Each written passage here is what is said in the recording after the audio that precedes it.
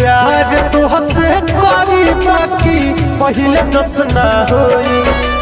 माई बाप से बढ़ के अब तो लौके लाना कोई।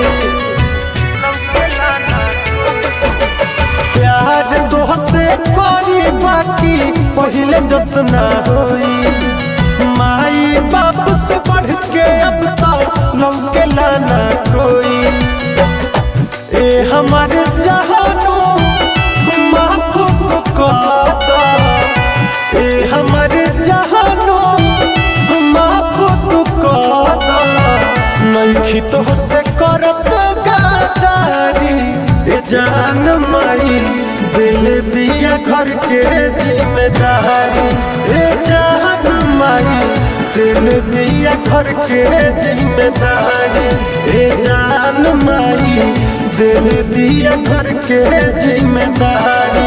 ए जान माई दिल दिया घर के जिम्मेदारी।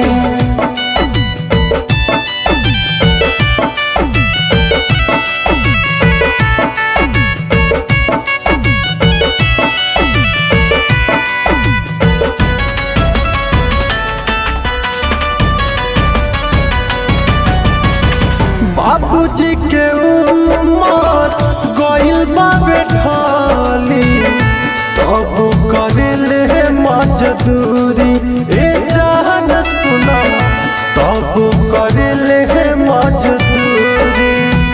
भईनी से आने तो हमारा बुझाई, पैसा ही बावे जरूरी। ए जान हमार पैसा बड़ी बावे जरूरी। तू नहीं बुझाबू तो और के बुझी। तू नहीं बुझाबू तो और के बुझी। कहतानी तो से लाचारी। ए जान माई दिल बिया घर के जिम्मेदारी। ए जान माई दिल दिया घर के जिम्मेदारी। ए जान माई दिल दिया घर के जिम्मेदारी। ए जान माई दिल दिया घर के जिम्मेदारी।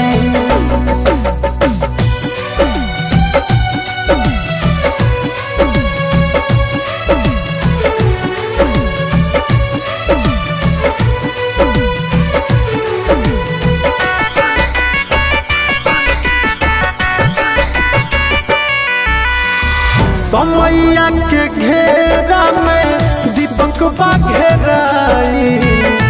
का होइया के बाट राइल।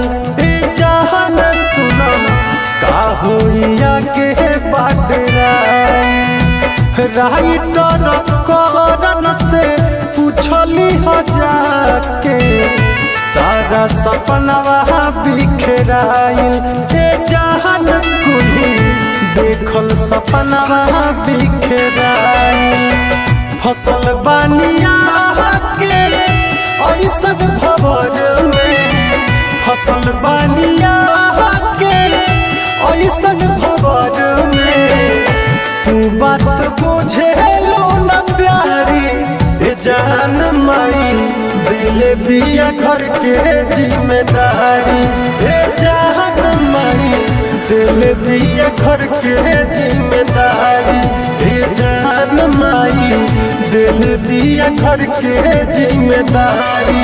ए जान माई दिल दिया घर के जिम्मेदारी।